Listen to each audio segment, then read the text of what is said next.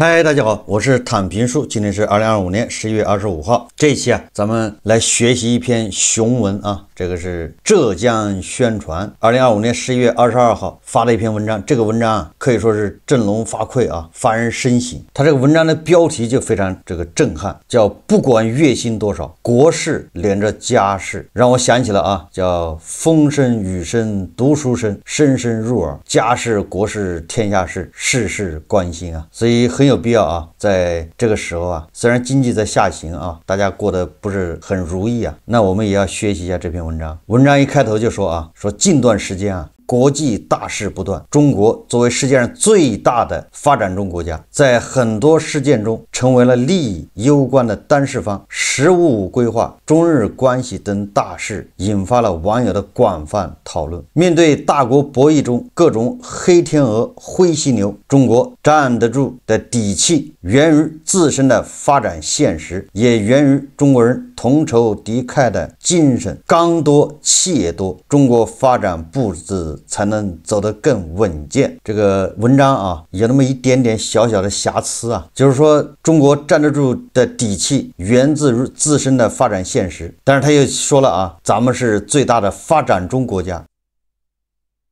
所以感覺好像有點不太能照应得上，是吧？我們的底氣就是因為我們是发展中國家嘛，我們的發展现實就是我們是最大的发展中國家，所以說總感覺哪兒不大對勁啊。這個文章如果在這個地方潤色一下，是吧？前後能照應上，是不是就更好一點啊？但是現在有一些網絡雜音陰陽怪氣的調侃，這些大事與月薪3000元的我有什麼關係？試圖帶節奏撕裂國家宏觀發展與個人境遇的聯繫。國家大事真與普通人沒有關係嗎？國家大事與月薪3000元的我沒關係，這種認知並非今天才出現。此前某些文化名人宣揚的不要大國崛起，只要小民尊嚴的言論曾廣泛流傳，但最終被現實打臉，成為網友笑談。客觀來說，中國還是發展中國家，發展不平衡不充分的問題仍然存在，收入有高有低也是中國社會一種客觀現實，但因此就將國家大事推到普通人生活的對立面，這顯然並非理性思考，更不是中國人該有的情感立場和價值觀。這個文章寫得非常不錯啊，但是啊，他這個好像又有點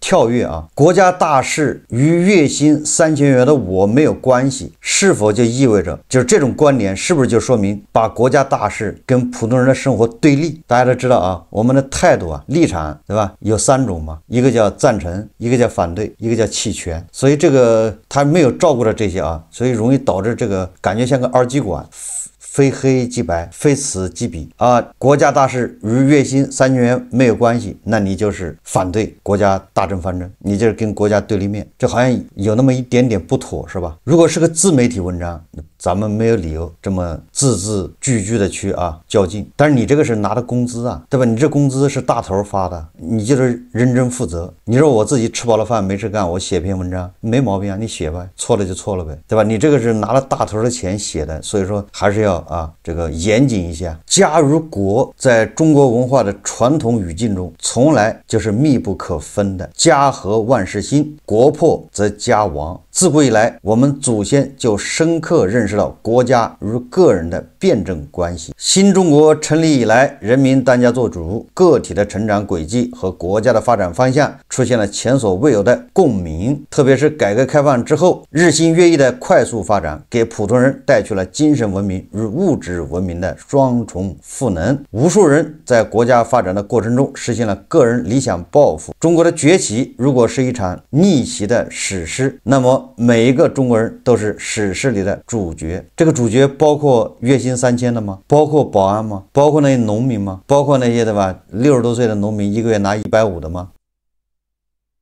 這些主角有發言權嗎？這些主角有選擇的權利嗎？這些主角有選擇的能力嗎？對吧？這個也令人深思啊。曹縣每一個人民，對吧，都是曹縣主角，但是曹县只有一個胖子。再看當下中國式現代化的語境下，國家發展與個體生活也從來不是一對矛盾體，而是相互促進、共同成就的關係。他這不是自我否定嗎？他前面說了這個國家大事與月薪3000元的我沒關係，然後就說吧？國家大事跟普通人生活對立，下面又說不是，這個我感覺邏輯有點開始亂了啊。國家發展與個體生活不是一對矛盾體，他自己前面說是對立，後面說不是一對矛盾體，我就感覺左右腦互搏有點厲害。什麼樣的教育啊，什麼樣的工作環境把人逼成這樣，這個我覺得我們應該更加關注，更加關心，對吧？作為一個作者，沒有一個很好的創作環境，左右腦互搏變成常態，那是什麼原因？短短的一篇文章裡面就互相攻擊好幾次，頻率有點高啊，而是相互促進、共同成就的關係。中國式現代化底色是讓人民過上更加幸福的生活，哎，這個沒毛病啊，說的特別好，就是確實啊，我們的目標是讓人民過上更加幸福的生活，國家這樣承諾，也是這樣向這個方向努力。就如普通人最關注的教育與醫療領域，“15+5”規劃建議中就部署了穩步擴大免費教育範圍，完善空巢老人、困境兒童、殘疾人等群體服務保障體系。規劃建議中的字字句句終將化作普通人生活的點點滴滴，這既是莊嚴的政治承諾，更是中國發展的真實寫照。這個是一個構思，對吧？是未來5年的一個規劃嘛，是個構思，是個藍圖。藍圖怎麼就變成真實寫照呢？難道已經實現了嗎？藍圖是未来5年的，這個小編難道已經穿越回去了嗎？到了未来了是吗？真實寫照啊，对吧？你說我們每個人都朝这個目標努力，這沒毛病啊，對吧？要實現這個“15+5”規劃的藍圖，但你不能說它是現在的寫照啊。如果這也成立的話啊，那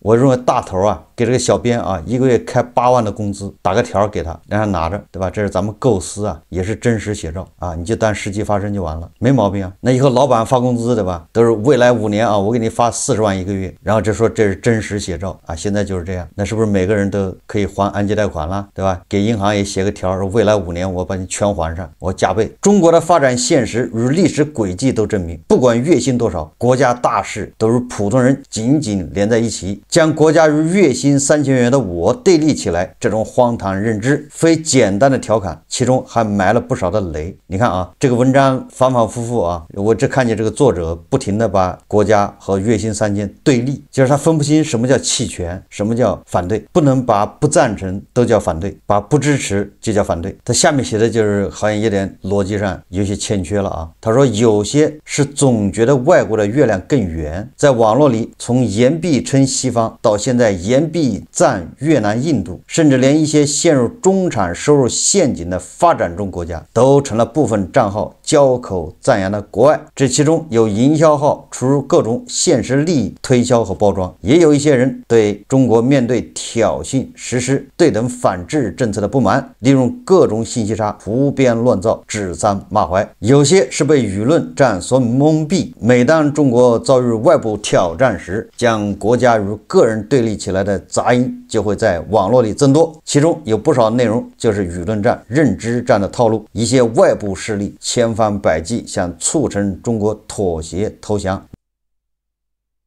於是通過網絡話語霸權來煽動普通人非理性情緒，試圖瓦解大家支持國家立場的共識。有些是存在認知上誤區，有些人沒有看到中美博弈以及“15+5”規劃等國家大事與中國社會發展的深刻聯繫，卻熱衷在網上當鍵盤俠。有些群體深受公知體洗腦，對國家的發展抱有偏見，遇事不決就喊這國怎什麼定體問，用各種節奏把個人與國家割裂開來。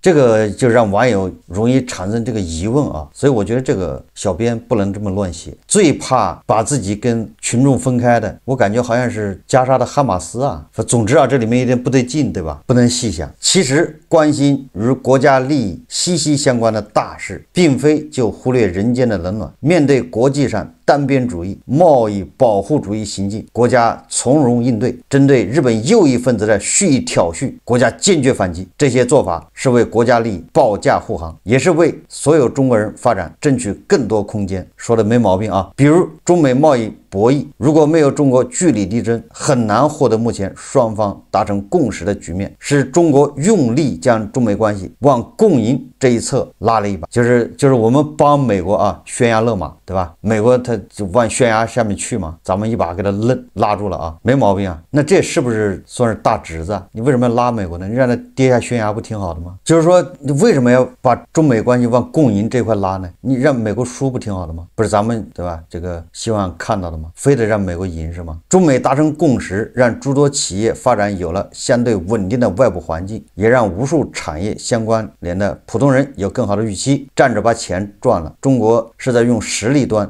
住飯碗，沒毛病啊。就是我希望咱們自己憑實力端住飯碗，但是美國的飯碗該砸還要砸，對吧？我們沒事啊，別費勁，對吧？勸美國懸崖勒馬，美國人喜歡拿石頭砸自己腳，就讓他砸唄。為什麼老勸他呢？這美國老跟咱們不對付。再如解決科技卡脖子，解決這個問題是中國產業升級的剛需，突破科技上的高牆小院，讓更多中國企業能夠進軍高附加值產業，與普通人的錢袋子息息相關。曾經的中國要用數億真寸山換一架波音飛機，現在中國已可以造出國產大飛機。這一巨變的背後是產業升級與民生的雙贏，沒毛病啊。就是這個時候就是不能細想啊，就是說美帝啊可以說壞的流油啊，但是他為什麼不掐日本的脖子，不掐韓國脖子呢？是因為咱們脖子細是嗎？好掐是嗎？這個不能細想對吧？細想就是頭疼啊，就是你沒有答案呢。你看咱們老是勸美國對吧，幫美國對吧，又是讓他不要搬石頭砸自己腳，又是不要這個對吧，往懸崖下跳，要走正道，但是他就你越勸他，他越掐你脖子。那個日本韓國啊就天天引誘美國幹壞事，不走正道，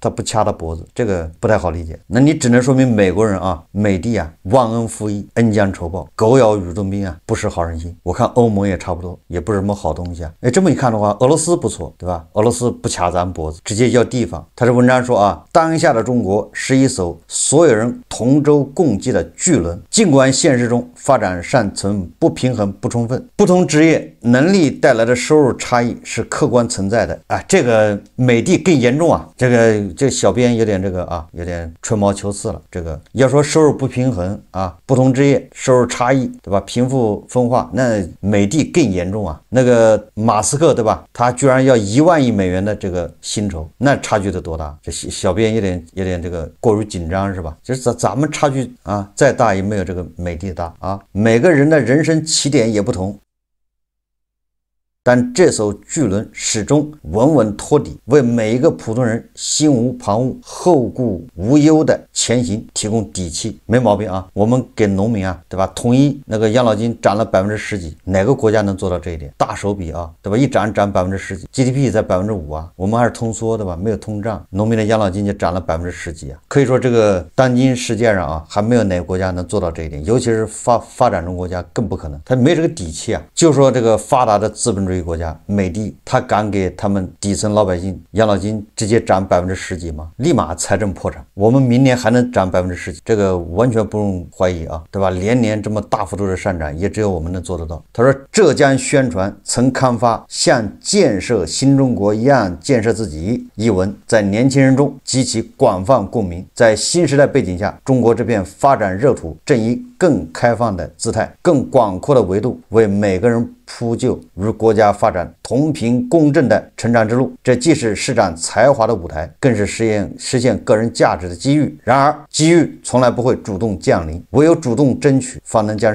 其牢牢握在手中。躺平與等待換不來夢想成真的幸福。這些樸素而深刻的道理早已鐫刻在新中國奮鬥史中，值得我們細細品味。不必強求所有人都必須時時刻刻關注國家大事，尋常日子裡做好自己的工作，過好自己的日子，也是對國家的支持。但是在國家民族大義面前，在大是大非的問題上，容不得抖機靈秀姿態。作為一個堂堂正正的中國人，自強自愛，炎黃子孫，面對任何外部挑釁，每個人都應該挺身而出，和國家站在一起，這是責無旁貸、義不容辭的。這個文章啊，就幾個地方有點好像稍微有點這個瑕疵啊，還有一些地方顯得這個不夠自自信，所以讓這個文章稍微暗淡了一點。我們不要對吧，時時刻刻關注大事，這是文章最後說的你不要對吧，不要無時无刻的都關心國家大事。村長家吃肉對吧，你不要天天看着对吧，你做好自己的事情。村長家吃肉，你多想想自己為什麼對吧，你是沒努力還是說機遇不好對吧，村裡給你這麼好的條件你沒抓住。同時你也要看到村裡对吧，雖然這幾十年過來確實對吧，這個不同的職位不同的工作崗位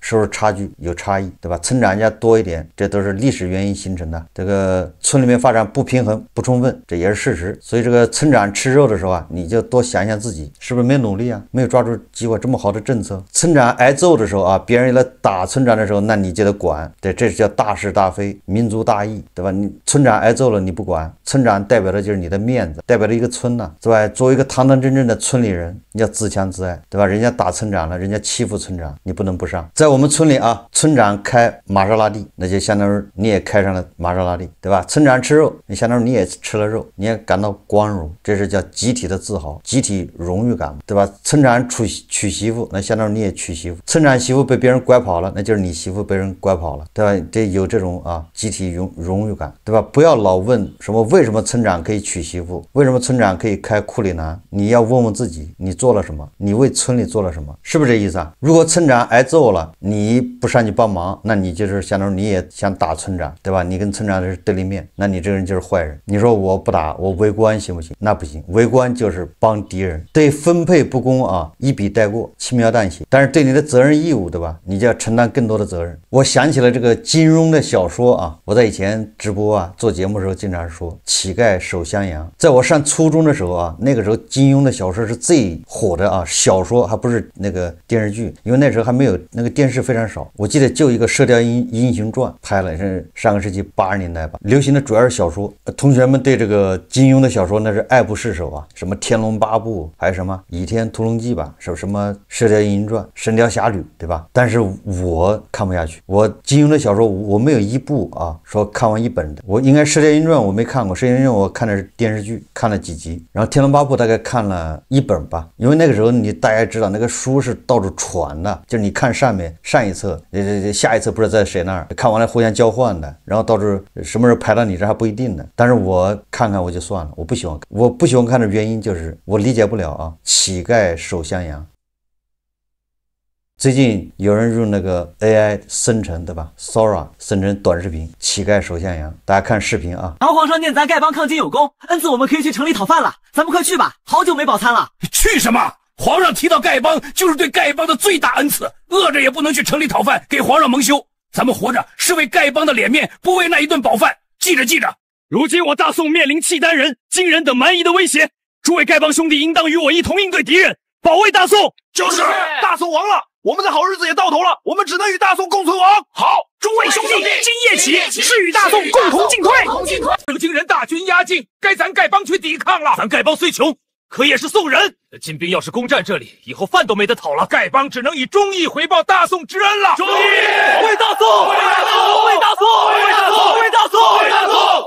我上初中的時候我就理解不了這個大宋亡了和乞丐有什麼關係呢？是金人來了或者是蒙古人來了不讓他們乞討了嗎？還是要給他們發工資不讓他們乞討？還是要給他們找工作讓他們放羊？這就和那個拿3000底薪是吧，苟延殘喘的那些為下個月的按揭貸款發愁的那些失業的吧，還不上按揭貸款的，那怎麼着？那是外族來了之後讓他加倍還還是什麼意思還是說也可能不讓他還了對吧？你都不能給他安排一份工作，他拼盡半生努力就是因為買了一套房子，完了一無所有還欠銀行錢對吧？現在是叫貸款賣房，這些人從6歲開始上幼兒園上小學是吧？過五關斬六將，吃了多少讀了多少書，受了多少罪，然後北漂滬漂深漂，到了結婚年紀被迫的吧買一套房剛需，到了35歲失業找不到工作，現在是身陷囹圄處於破產狀態，你讓他跟村長共情，你讓他去保衛村長的老婆，保衛村長的這個瑪莎拉蒂，怎麼會有這種厚顏無恥的人呢？顧炎武說過對吧？天下興亡，匹夫有責。他那個天下指的是道義，人間正道啊，公平正義，是文明，對吧？是仁愛。國家興亡，肉食者謀之啊！你拿了大頭的錢，你去保衛，天經地義，你是應該的。大頭給你發工資，你應該上。大宋的那些正規軍，你不去守衛襄陽，你讓乞丐上，這是什麼邏輯啊？還洗腦的吧？還宣傳乞丐上，對吧？你都把人整得這麼慘了，衣不蔽體，吃了3頓沒下頓，3天餓9頓，你讓他守衛襄陽，是害怕這個蒙古人來了或者金國人來了，3天餓10頓是嗎？談到分配的時候一筆帶過，講困難，發展不平衡，講到責任的時候，那都是你的責任，義不容辭。明末清初啊，那個清兵入關，其實才多少人呢？真正的滿清啊，他好像就6萬人吧，反正就这個數量級的。那當時明末啊，人口好像有將近1億呀。按理來說，這1億的老百姓，對吧？早就把這個不到10萬這個滿清鐵騎嘛，淹沒在汪洋大海之中，對吧？人民群眾的汪洋大海之中，那為什麼沒有出現呢？清末啊，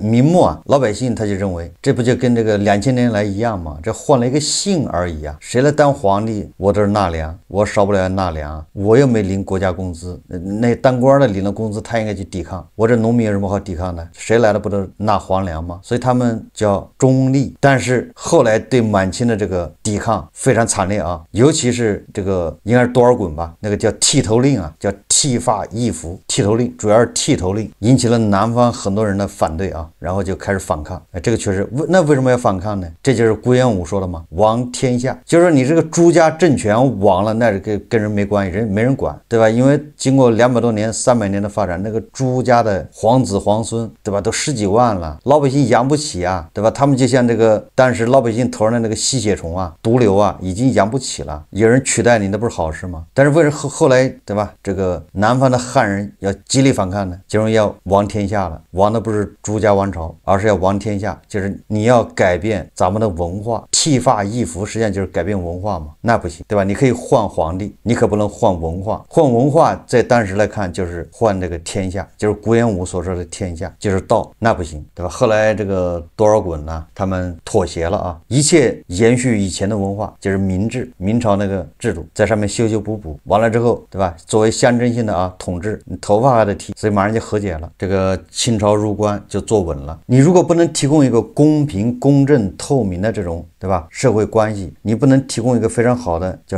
保障體系，那老百姓他只能叫冷眼旁觀。300年前明末，對吧？老百姓都開始叫拋棄這個乞丐守襄陽這一套說教。300年後，韭菜牛馬怎麼可能還在相信乞丐守襄陽呢？是想感動誰呢？感動自己。恰恰相反啊，那些鼓吹乞丐守襄陽的人，第一，本該是他去守的，他不守，他反過來指責乞丐，對吧？第二個，恰恰也是這些人制造不公，本該他要給大頭交稅，對吧？他當然不交，忽悠別人交，忽悠別人走集體，自己能少交就少交，能不交就不交，還偷稅漏稅，對吧？這代表人物就是家头老師嘛，家头老師就是忽悠大家去乞丐守襄陽嘛，对吧？家头老師就是把兒子女兒送到金國嘛，所以第三個就是這些人啊，一邊忽悠韭菜牛馬跟所謂的這些外國啊敵對敵視，一邊自己也把老婆孩子財產送到這敵對國去做人質。所以說啊，乞丐啊很有可能是裝傻，不要以為乞丐是真傻。好，這期節目啊咱們就聊到這裡，感謝大家收看。如果喜歡我的節目，歡迎訂閱轉發，也可以在下方留言評論，謝謝大家。